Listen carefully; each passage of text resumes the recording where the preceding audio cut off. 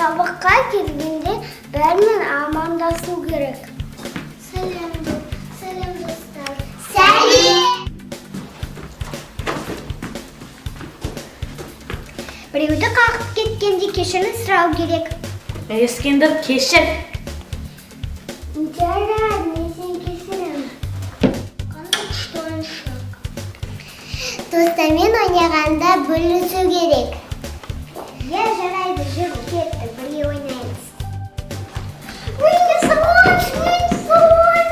Заттарға таласуға болмайды, кезектесіп пайдалану керек.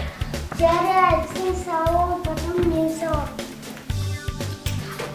Компьютер жатқанда қасындағы достармен бөлісу керек. Әлемдір, мен саған да компьютер келдім. Рахмет.